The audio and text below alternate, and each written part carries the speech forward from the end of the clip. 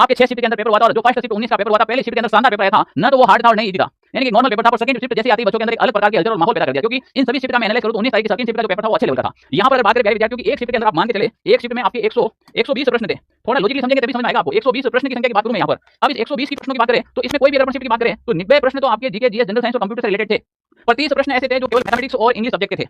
समझ यहाँ पर राजस्थान के बच्चों की ज्यादातर मैथ और इंग्लिश वीक है और बच्चों ने ज्यादा यही कहा सर मैथ के प्रश्न हार्ड है, मैथ के प्रश्न ज्यादा कैलकुलेटिव है, मैथमेटिक्स के अंदर हमें समय नहीं मिला। ये विद्यार्थियों की बातें सुनने को मिली। पर काफी ऐसे विद्यार्थी जिन्होंने पटवारी की तैयारी की है या फिर एसएससी दे रहे हैं, तो अगर वो आएगा इस मामले में वो थोड़ा सा कम होगा। अब यहाँ पर राजस्थान जी के मुझे पता है कि मैं ओल और राजस्थान की बात नहीं कर रहा हूँ, केवल ऑनलाइन साथी परिवार की बात कर रहा हूँ। क्यों? क्योंकि राजस्थान में अगर कोई ऑनलाइन साथी यूट्यूब चैनल से तैयारी करके गया है तो 40 में से 35-37 प्लस राइट करके आएगा, ये मुझे पूरी गारंटी है।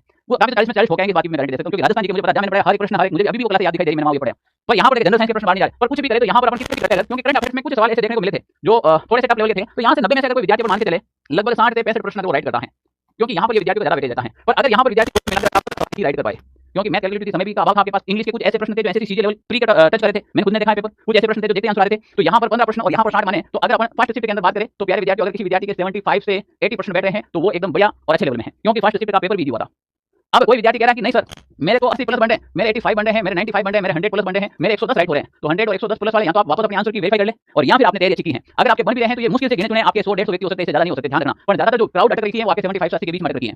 इसी प्रकार अगर मैं यहाँ पर बात करूँ सेकंड शिफ्ट की, तो सेकंड शिफ्ट का थोड़ा सा पेपर हार्ड था, जो 90 नंबर का हमने टारगेट दिया, 30 का टारगेट दिया, इसमें 90 में से विद्यार्थी 60 प्रश्न मैक्सिमम अटेंड कर पा रहा है, 60 प्रश्न यहाँ पर मैक्सिमम अटेंड कर पा रहा है। और यहाँ पर बात करें यहाँ पर 10 प्रश्न मैक्सिमम अटेंड कर पा रहे हैं, क्योंकि मैथ कैलकुलेटिव थी। कोई विद्यार्थी ने ज्यादा कर लिया है तो उसके लिए फायदेमंद है। पर ऑन एवरेज अगर मैं बात करूं तो यहाँ पर सेकंड शिफ्ट के अंदर 70 प्लस प्रश्नों का संग्रहण हो रहा है। अगर कोई विद्यार्थी 70-75 प्रश्न अगर यहाँ पर सेकंड शिफ्ट में करके आया एकदम कट कटा के राइट, तो आपका एक अच्छा स्कोर मैं मान रहा हूँ, ठीक है ना। 70-75 प्रश्न अगर आपने कट कटा के राइट किया है तो अच्छा स्कोर है आपका।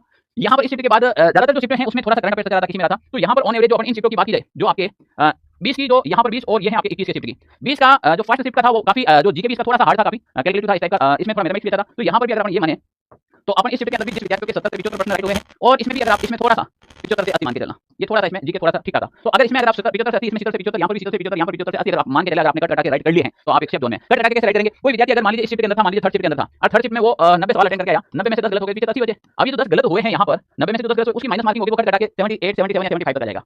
मैं कट कटा के प्रश्नों की बात कर रहा हूँ। अगर आपके पूरे कट कटा के यहाँ तक स्कोर बैठ रहा है, मैं अब भी कह रहा हूँ आप एक शानदार तैयारी की है। देखो युद्ध अच्छा लगा है आपने, यहाँ पर परिणाम तो ऊपर वाले के हाथ में है, जहाँ पर गाना जाएगा उस तरफ उसका परिणाम जाएगा। पर अगर आपने ये स्कोर किया है कट कटा के, तो आपने लाइब्रेरी में नींद नहीं ली है, बातें नहीं की हैं, आप यूट्यूब पर बढ़ के नहीं है, आपने एक सही दिशा और सही मार्ग में तैयारी की है। आप कमेंट करके बताना है कि आपका कितना स्कोर हो रहा है, किस शिफ्ट के अंदर हो रहा है। और वास्तव में जो मैंने मेहनत की है, जो जीत और मेहनत की है पिछले राजस्थान के अंदर लास्ट टाइम के अंदर, तो हजारों यूट्यूब चैनल आकर खड़े होंगे आपके साथ में, ठीक है ना। कोई 5 घंटा, कोई 7 घंटा, 10 घंटा, 15 घंटा, कितने भी घंटे पढ़ाए होंगे।